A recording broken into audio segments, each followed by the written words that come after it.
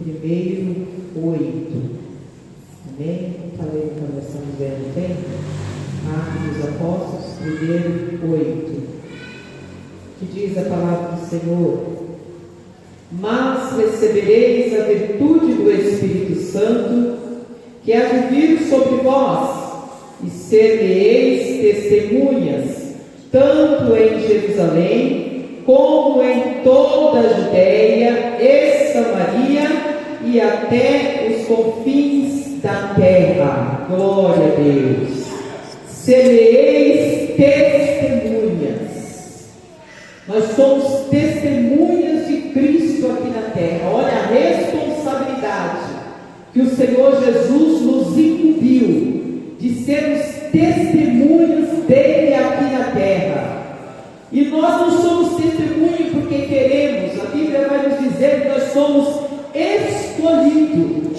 Ninguém está aqui porque quis um dia. Eu quero seguir o Mestre. Foi uma decisão, mas primeiramente foi uma escolha dele. Quando ele escolheu os seus discípulos, ele passou na beira do mar, escolheu alguns, falou: deixa a rede, deixa os peixes, e venham ser meus discípulos, venham ser meus testemunhos. E ele continuou fazendo isso, e quando subiu para o céu, continuou nos chamando, cada um de nós. Cada um tem a sua história, cada um tem o seu dia marcado, o dia da salvação. Cada um sabe, eu fui chamado às 3 horas da manhã, através de uma revelação. Ninguém está aqui porque é bonzinho, porque quis vir. Nós fomos escolhidos por Deus. Coisa maravilhosa, irmãos, é sabermos que nós fazemos parte do reino, parte da salvação.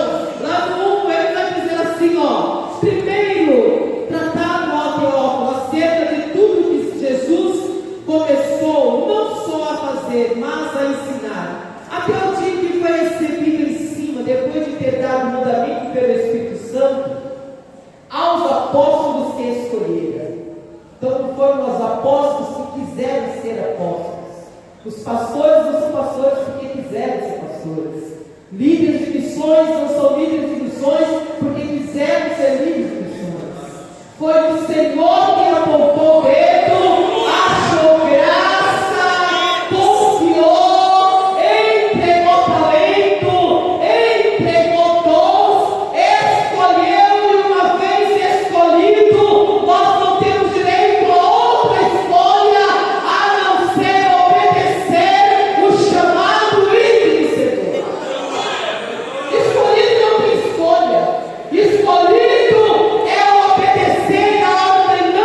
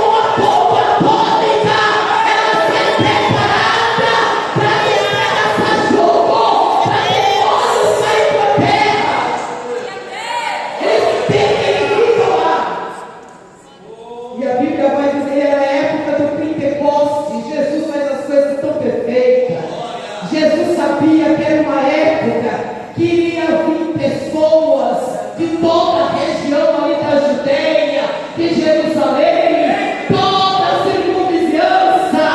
Jerusalém ia ter multidão. Por isso que Jesus teve o tempo certo de descer com o Espírito Santo. Eles ficaram o tempo certo.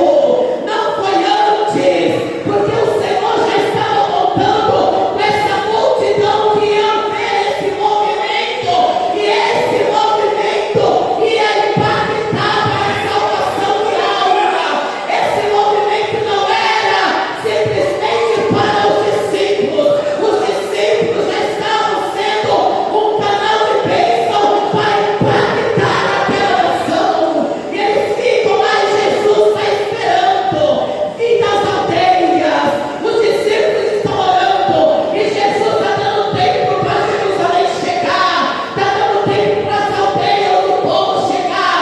E quando o povo está muito, a Bíblia vai dizer que é uma multidão. É uma multidão. É a multidão de hoje que está em faminta, pedindo pão, como diz essa peça. É a mesma multidão de hoje que está doente. E a igreja precisa ser cheia da graça para dar esse pão, esse alimento. Isso vai, a Bíblia vai dizer, eu fui completar uma ordem a eles, dizendo para ele, fica lá em Jerusalém, e ele vai dizer, vocês vão receber a virtude do Espírito Santo, ser testemunha, e aqui me chamou a atenção. Jesus fala para eles, fica em Jerusalém, como em toda a Judeia e Samaria, e até o fim da terra. Fica em Jerusalém. É o chamado específico de todos. Todos têm o seu chamado. Alguns vai ficar. Jerusalém significa o local que você está. Você é um missionário dentro da sua casa, na rua que você mora, na padaria perto da sua casa, no açougue. Esse é o seu Jerusalém. É no ponto de ônibus. É onde Deus te envia. É o seu Jerusalém. Não tem desculpa para ninguém dizer: eu não recebi uma chamada para ir na Praia Pública, para a Bahia. Eu não recebi uma chamada para ir para o Golfinho da Terra. Como as irmãs dizem na peça, eu tenho criança, eu tenho louça, eu tenho outras coisas. Não. Você vai na padaria, você vai no açougue, você vai no hospital. É o teu Jerusalém. É a ordenança de Deus dizendo: serei testemunha nesse lugar. É parado numa fila de banco. É o teu Jerusalém. É abrir a boca e falar, porque as almas estão sedentas. Esse é o teu Jerusalém. Aí outros, Jesus diz: olha, alguns vai para a Judéia, vai para outros estados. Nos dias de hoje, o pastor Valmir foi para a Bahia. É a Judéia dele. Vai para outros estados, vai para um pouquinho mais distante. E aí ele fala: Samaria. Por que ele fala Samaria? Porque ele sabia da rixa que tinha os judeus com os samaritanos. E Jesus, ele não faz acepção de pessoas. Jesus já conhecia o coração do ser humano. Jesus já sabia que visão que ia ter. E Jesus vai dizer: olha, vai para a Judeia, mas não esqueça dos samaritanos. Se na Judeia tem alma, em Samaria também tem. Quebra aí o muro de divisão, porque eu vim para a alma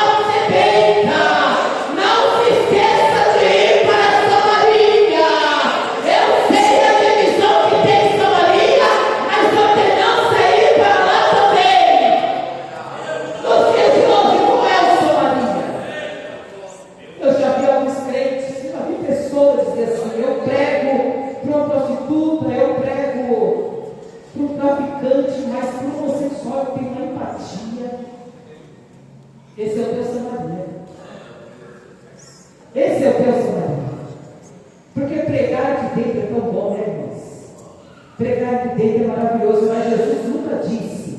Jesus não deu uma ordenança para nós ficar em Jerusalém, receber e depois continuar em Jerusalém. Jesus falou para eles: ó, fica lá, recebe, depois sai. Jesus nunca mandou a igreja ficar estacionada, parada, adorando a Ele em quatro paredes. A ordenança de Deus não começa. É Jerusalém, é povo, é revestimento. Depois vocês vão ser minha testemunha lá fora. É lá fora que nós somos testemunhas. É Jesus dizendo para nós nos dias de hoje: olha, prega para aquele que você acha que é bonzinho, mas prega também para o traficante que matou 100, 30, 20. Prega para aquele que você acha que é bonzinho, mas prega também para a lésbica, prega também para o homossexual, prega também para o homofóbico, prega para aquele traficante. Esses são os samaritans que muitas vezes a igreja quer colocar barreira, a igreja muitas vezes quer dividir, a igreja muitas vezes quer ter preconceito. Essa é a Samaria que a igreja precisa evangelizar. Jonas um dia teve o seu Samaria. Não, Senhor, Nínive é povo rebelde, povo mau. Era o Samaria de Jonas. Não queria ir, não queria ir para mim, mas Jesus falou: você vai. Não quer de navio? Entra dentro da baleia. Dentro da baleia você vai. Eles recebem o poder. E a Bíblia vai dizer que quando eles estão lá, de repente, oh, aleluia, veio o seu som como vento veemente e encheu toda a casa em que estavam assentados. Não sei quantos dias, mas quando veio de repente, o que a promessa de Deus, dos seus pais para nós, raramente Deus fala poucos dias. Observe quando você recebe uma palavra, uma promessa, nem sempre Deus vai falar a data da promessa. Jesus aqui não falou tal dia, tal hora. Foi no de repente. Foi quando menos eles esperavam. O segredo era dar uma posição até a promessa se cumprir. É não sair debaixo da promessa. Muitos saíram, muitos desistiram, mas os que obedeceram e ficaram, provaram o poder de Deus e receberam a promessa. E a promessa se cumpre no de repente. É quando você menos espera. De repente Deus abre a porta. De repente Deus entra na tua casa e salva teu filho. De repente Deus te cura. De repente Deus te batiza. De repente Deus te renova. De repente as coisas cooperam. Quando Ele quer fazer, é no de repente Ele faz. Ele recebe várias línguas.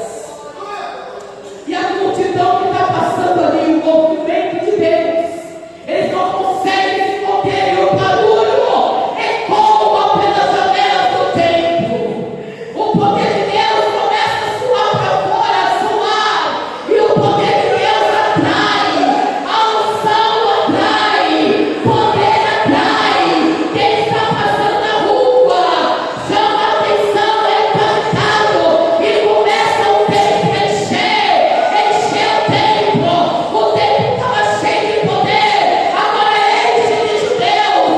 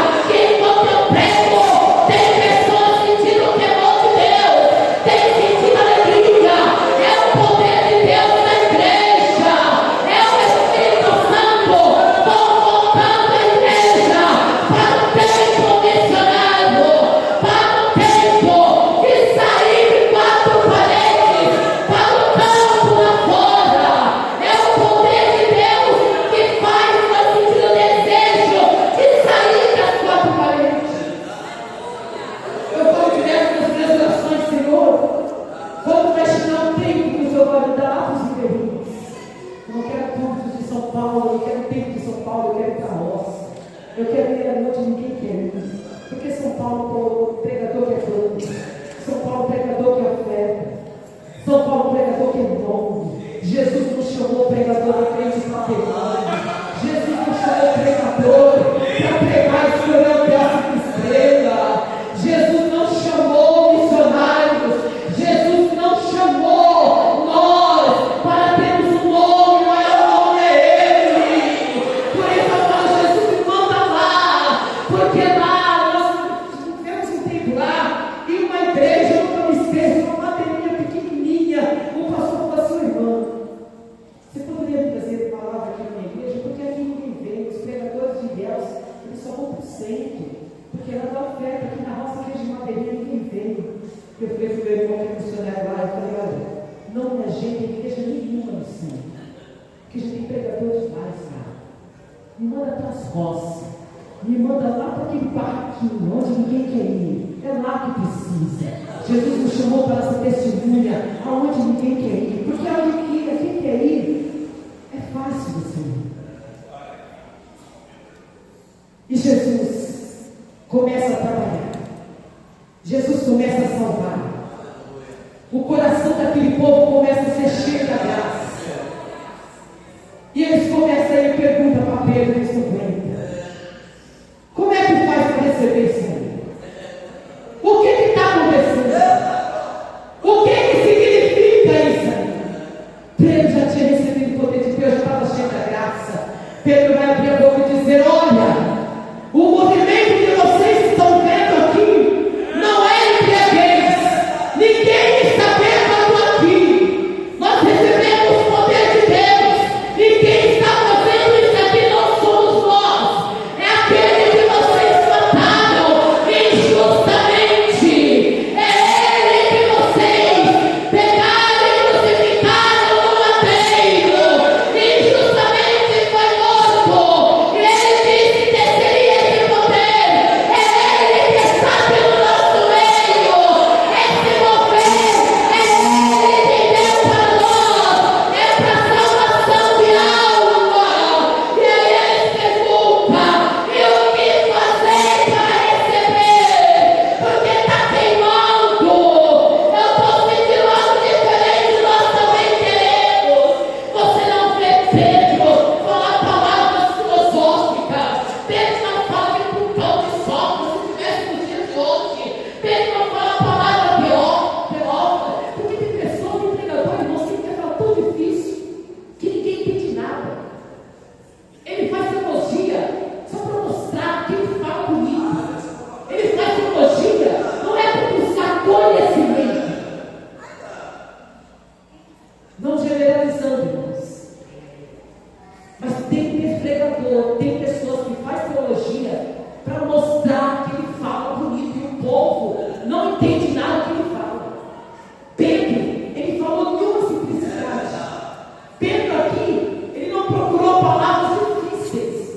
Pedro aqui só falou assim: olha, recebemos ele como seu Senhor. É simples. Jesus é muito simples, igreja.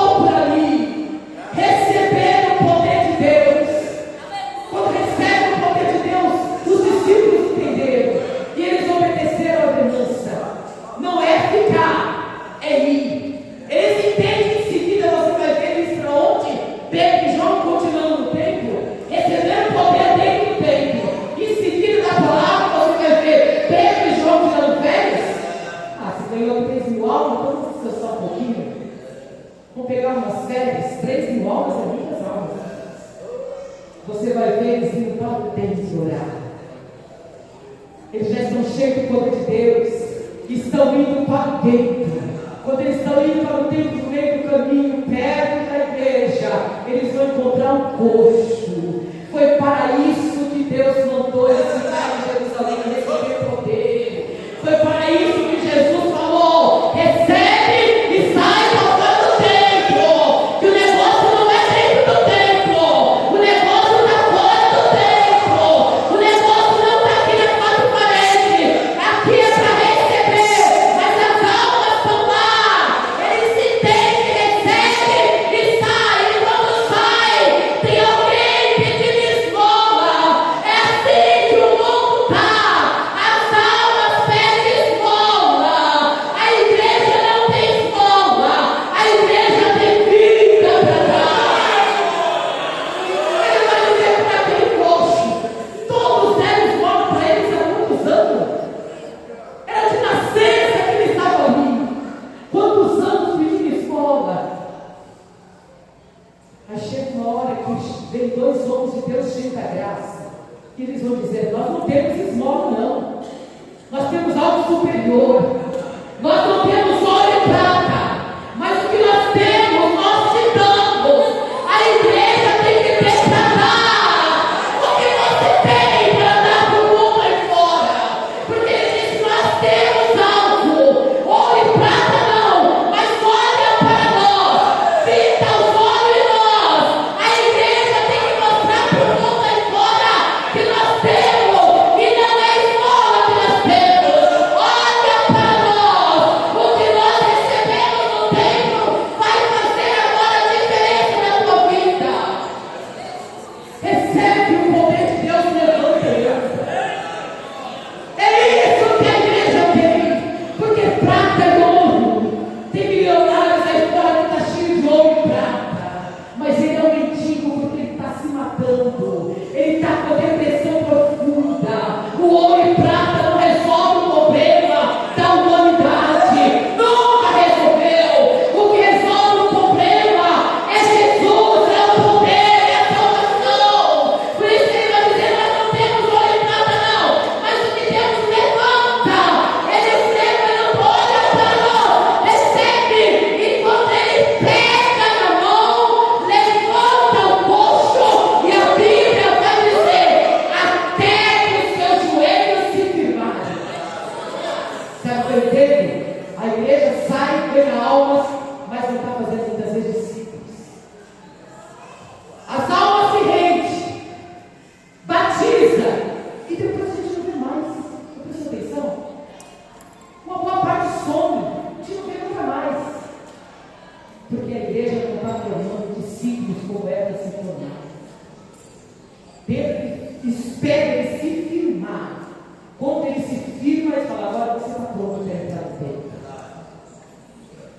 A missão da igreja é essa: é ir, sair de quatro paredes, ganhar alma, discipular, até que eles se firmem para continuar no templo, andando para suas próprias pernas. Essa é a missão da igreja. E você não é qualquer um. Nunca diga: eu não estou preparado.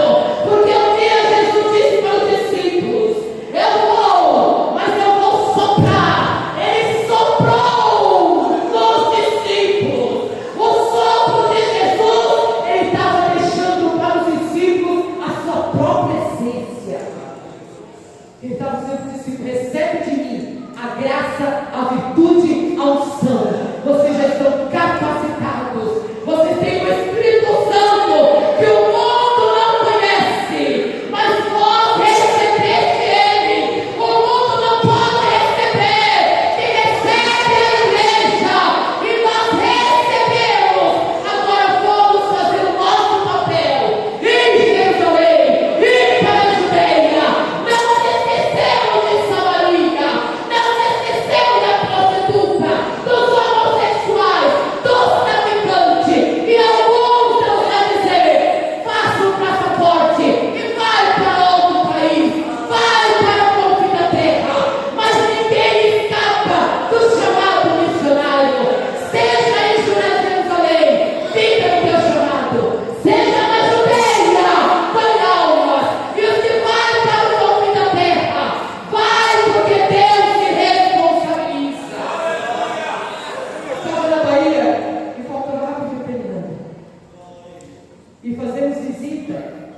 e faltou umas 2 ruas.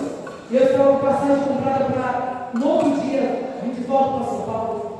E eu olhei para aquelas 2 ruas e eu falei, Jesus, ainda faltam 2 ruas para terminar esse vilarejo, para dar destino de vilarejo. Eu falei, eu queria terminar esse vilarejo. O coração queimou, eu queria ir embora. E aí, andando, fazendo visita, eu falei ao Senhor assim, Senhor, o Senhor tem o poder de entrar lá no aeroporto, naquele computador, e mudar a minha passagem que está marcada para amanhã. Porque eu quero terminar essa rua, porque eu sei que tem alma nessa rua. Não vejo ele por uma oração e pensamento. E continuamos fazendo visita.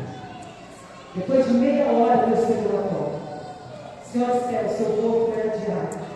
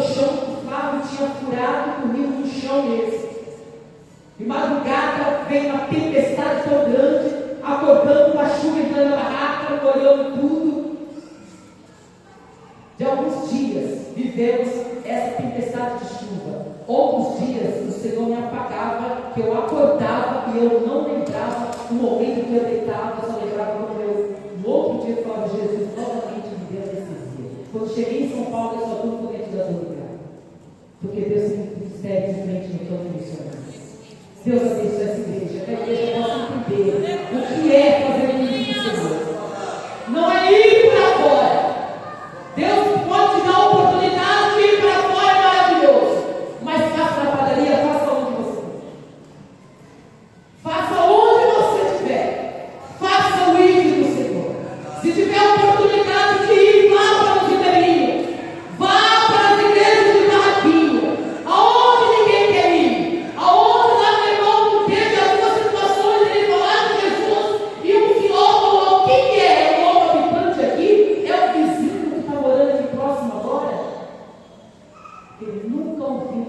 Jesus, no estado da Bahia, irmãos, passa. Um senhorzinho falou para o meu irmão: eu nunca ouvi falar desse homem. Tem algo sair fora para nós mesmos. Que ouviu essa palavra nessa noite e entender que Jesus te trouxe até aqui. E a maior obra nessa noite é salvação de alma. Foi o que Pedro pregou naquele dia: arrependei-vos dos vossos pecados e sejais batizados. Jesus te chama nessa noite. Se você ainda não teve encontro com o Senhor, Jesus te escolhe nessa noite como dia. Escolheu eu, escolheu os missionários pastores. Jesus te chama também para te fazer discípulos dele. Para amanhã você está aqui pregando a palavra. Tem alguém que entendeu essa palavra e quer se render ao Senhor nessa noite? Tem alguém aqui que ainda não teve encontro com o Senhor nessa noite e quer aceitar o Senhor como Salvador da sua alma? Levanta a sua mão que quer receber o coração. Aleluia. A igreja vive em espírito, glória a Deus. O Senhor é aquele que conhece aonde tem a alma tímida, a alma batida. O Senhor é quem conhece aonde a salvação chega. O Senhor sabe aonde estão as almas. Se não tem nessa noite, que o Senhor venha te conceder uma outra oportunidade. E que a igreja venha entender e venha se lançar em missão. Não temos mais tempo. A hora é agora. Os irmãos fazendo a peça, lembrando, Jesus é assim mesmo. Estou com a mãe enferma, 83 anos, cuido dela, agenda para pregar, cuidando de 5 missionários em casa. Tinha tudo para falar, não vou lá hoje, né? A mãe mudei em casa, deixei o meu irmão lá e falei: eu vou levar para lá. Não dá para nós darmos desculpa para a obra do Senhor. É ir e fazer, que o Senhor é aquele que se responsabiliza. Deus abençoe a igreja.